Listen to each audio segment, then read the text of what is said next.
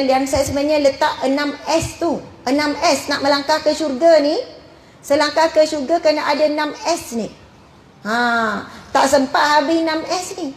Yang pertama tadi solat.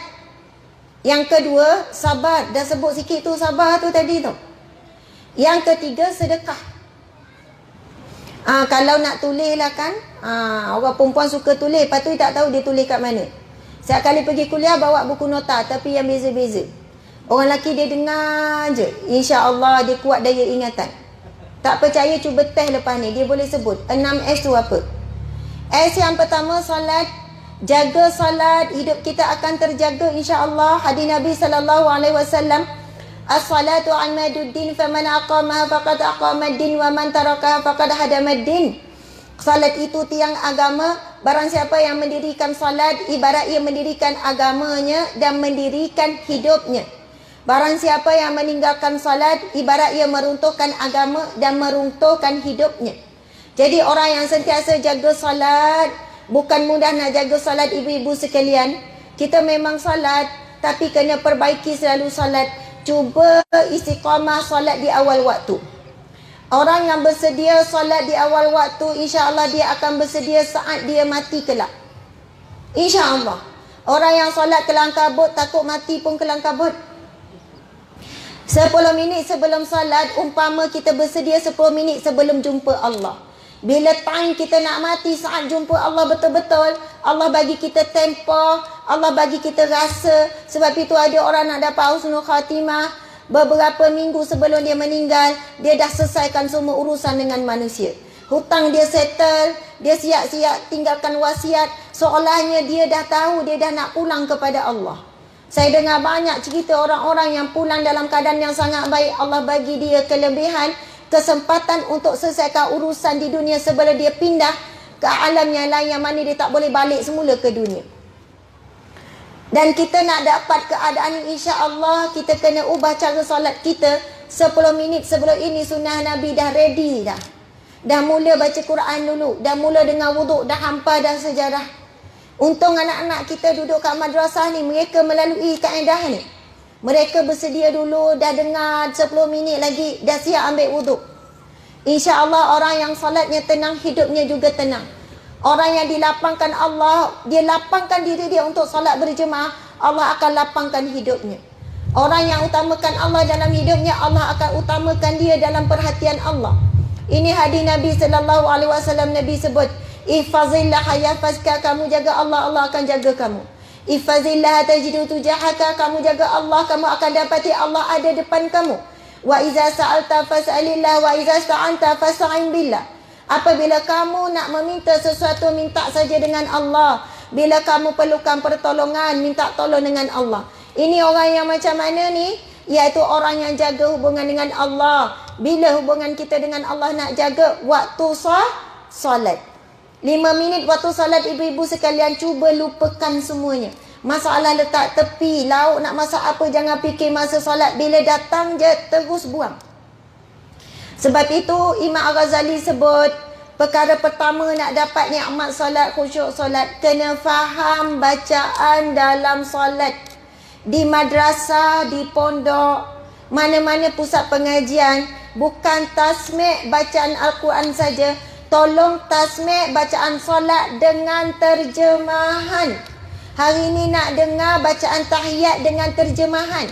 Hari ini nak dengar bacaan qunut dengan terjemahan. Baca Al-Fatihah dengan terjemahan. Baca doa antara dua sujud dengan terjemahan.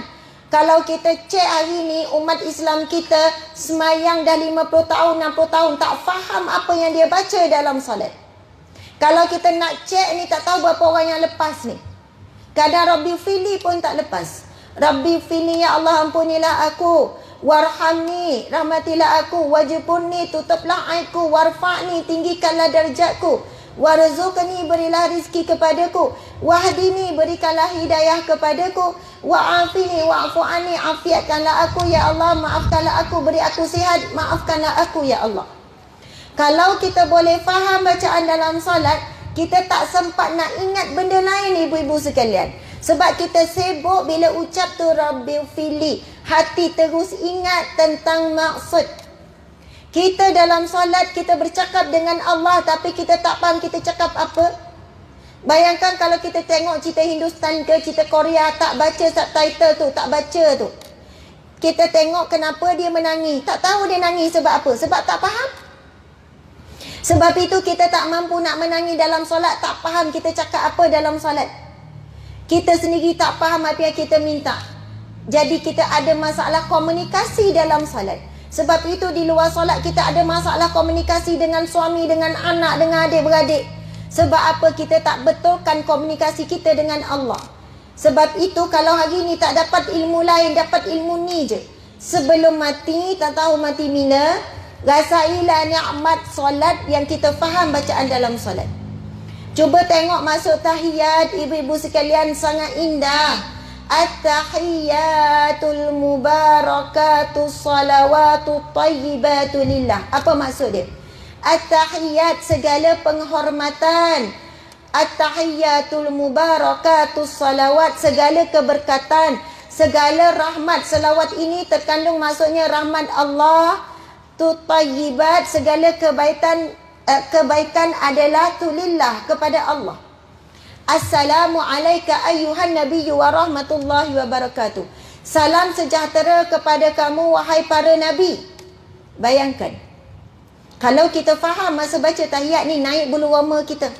Masa sebut tu assalamu alayka ayyuhan nabiyyu wa rahmatullahi wa barakatuh.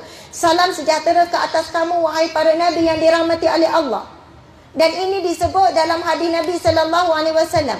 Inna lillah malaikatan yuballighunani an ummati salam. Yang membawa maksud, sesungguhnya di sisi Allah ada malaikat yang akan menyampaikan salam daripada umatku. Di sisi Allah ada malaikat. Bila kita bagi salam dalam tahiyat tu, assalamu alayka ayyuhan nabiyyu wa rahmatullahi wa barakatuh. Salam sejahtera ke atas kamu wahai para nabi, Nabi Muhammad dan seluruh nabi, kita bagi salam. InsyaAllah nama kita awal-awal subuh, ada malaikat sampaikan kepada Rasulullah, ya Rasulullah, umatmu yang bernama Asma binti Harun menyampaikan salam kepadamu ya Rasulullah. Mudah-mudahan di akhirat kelak Rasulullah cari kita, mana umatku yang bernama sekian-sekian, dia menyampaikan salam dan selawat kepadaku, saat hayatnya aku sentiasa terima daripadanya. Tapi kita baca tahiyat tak rasa apa-apa. At-tahiyyatu mubarakatuh salawatu thayyibatu lillah. Assalamualaikum ya nabi wa rahmatullahi. Tak rasa kita sedang bagi salam pada nabi. Orang yang baca tahiyat dengan khusyuk, faham maksud, ibu-ibu sekalian, malaikat bawa naik salam tu jumpa para nabi. Untung kita solat dah 50 tahun dan 40 tahun, tapi tak nak baiki solat, tak nak belajar solat, tak nak tingkatkan kualiti solat. Handbag kita bertukar-tukar, naik upgrade. Dulu harga 100, sekarang ada sampai 1000 pun ada. Rumah daripada kecil sampai besar kita upgrade. Kereta dulu kecil sampai besar, dah kereta kita upgrade. Baju dulu lekeh-lekeh je, upgrade. Tudung pun kita naik taraf. Tapi solat kita tak naik taraf solat kita. Sedangkan solat itulah perkara yang pertama, amalan yang pertama akan ditanya di dalam kubur kelak. Subhanallah.